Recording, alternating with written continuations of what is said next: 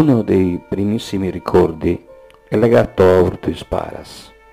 Un pomeriggio le donne Ziedda Piana e Ziedda Maria mi avevano portato con loro, ma io volevo che mia madre mi accompagnasse al posto loro. Invece mi ci avevano portato. Avevamo le corbule in uno spazio privo di alberi. C'erano le fave fresche.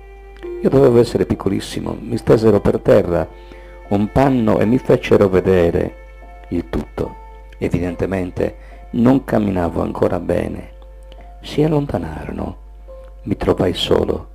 Avevo il cuore pieno di emozione, perché avevo avuto le spalle che alla brezza muovevano i rami, frusciando. Vicino vi era una grande siepe verde. Dietro di essa sentiva lo scorrere dell'acqua. Tutte cose scoperte, nuove per me. Ad un certo punto dalla siepe sono sbucati i conigli che, senza preoccuparsi minimamente di me, si sono messi a saltellare vicino in mezzo all'erba. Evidentemente in quel periodo ce n'erano molti. Quelli erano tempi sereni per la nostra famiglia, che viveva come tutte le altre famiglie del paese. Un decoro semplice e sereno. I vostri genitori, cara Doloretta, erano persone garbate, educate, oneste, antiche. Di certo tuo padre era tutto lavoro e casa.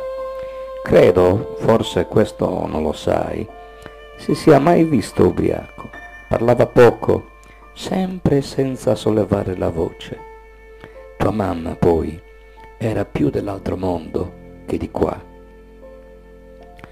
Agra come una santa di cera.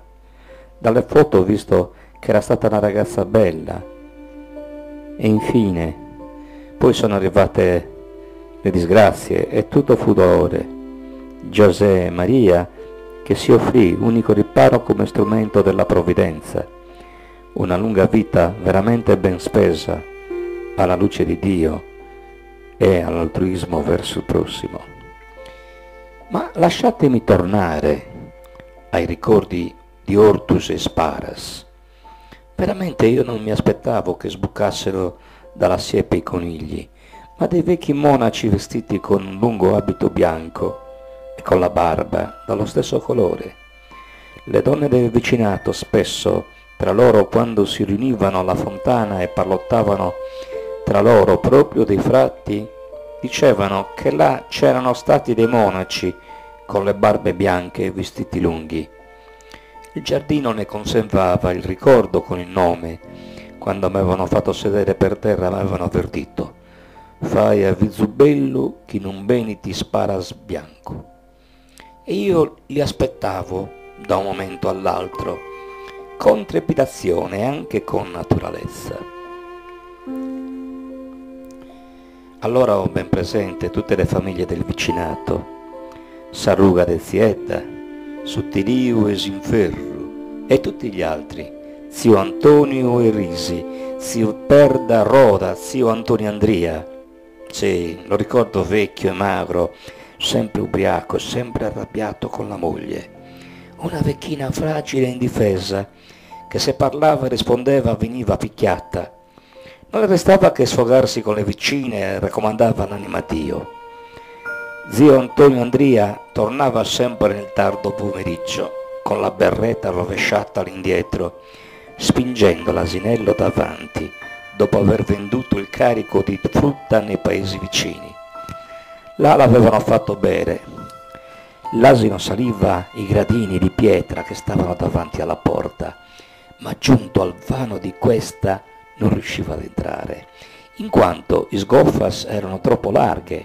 Allora zio Antonio Andria, che il vino rendeva cattivo perfino contro l'asino, dava dei colpi di bastone e cominciava a picchiare, a urlare l'asino e faceva forza e passava.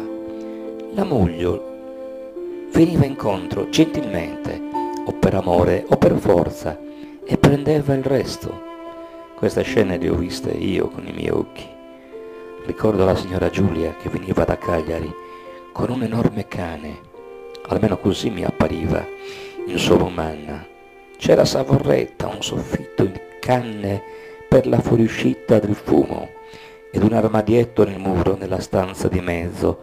C'era un colubbio e nella stanzetta di fondo zia teneva dei soprammobili, un cuscinetto in vetro azzurro, i piedi sulle zampe ed un piccolo astuccio metallico, 2 volte un ditale che nascondeva la statuina di Sant'U fra Innanzio.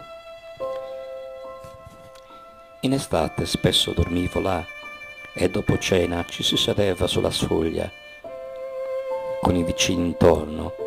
Se mi sedevo sulla pietra dei militari vecchi mi raccomandavano di non mettermi sotto le tegole della grondaia per le strie, le civette. Se mi fossero caduti il loro escremento sugli occhi sarei diventato cieco come zio. Non ricordo come si chiamasse il più vecchio del paese. Ricordo che, nonostante soffrisse di una tremenda malattia, di nascosto andava a mangiare interi barattoli di zucchero e miele.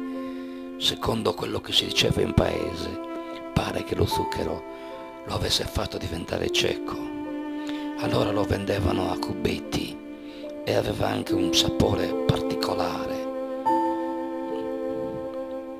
Grazie a questa malattia, con il passare del tempo, gli aveva mangiato gli occhi, i reni ed infine le gambe. Ma torniamo alla civetta di cui prima. In realtà questa storiella era ricavata dal libro di Tobia sulla Bibbia. Se lo sterco della stria mi fosse caduto sulla faccia o sulle mani, mi sarebbero rimaste le chiazze bianche per tutta la vita. Come zio Sambine, non ricordo il nome, lo zio di zia Peppa, moglie di Ballò i pastori, il babbo di zia Rosita, Lai, forse zio Stroghi. Luigi Lai mi aveva fatto il carro da buoi fatto di ferra, un regalo che ha emozionato l'intera infanzia. Un altro ricordo legato a zia da Maria è situato in casa mia. Ero stato più volte minacciato che se avessi scovaio le cose di casa mi avrebbero messo su Strugu in Sagassia.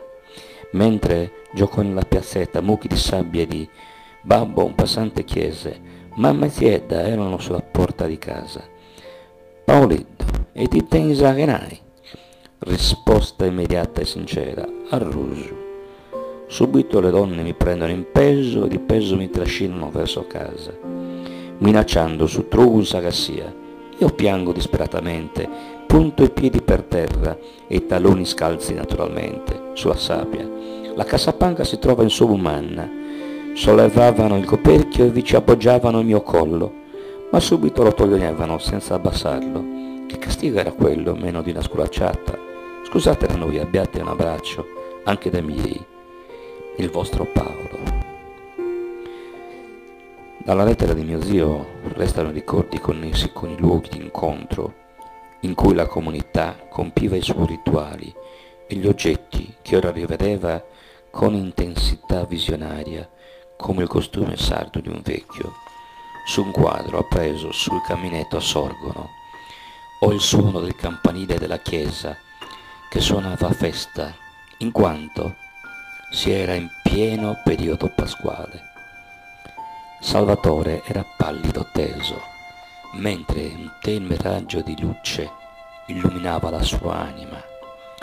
Leggendo la lettera trasalì, capiva che i fatti narrati dallo zio risalivano a circa 70 anni prima, quando il villaggio dell'Oristanese aveva appena conosciuto la prima guerra mondiale. Il paese lo riguardava perché era nato proprio lì, anche se di suo padre non ricordava che l'incidente stradale che aveva devastato l'intera famiglia. Forse anche lui aveva un timido ricordo delle stuoie e del caminetto che bruciava e dei baffi del padre che lo scrutavano sornioni, ma null'altro. Spesso aveva avvertito la mancanza di un padre che gli desse il ritmo per poter vivere la vita in modo dignitoso e forte. Aveva sognato di vedere gli occhi della madre un po' più felici. Invece la sua vita era stata una lunga corsa ad ostacoli. Ma ora lui era il vincitore, perché era riuscito a superare tutto quello che il mondo gli aveva sputato addosso.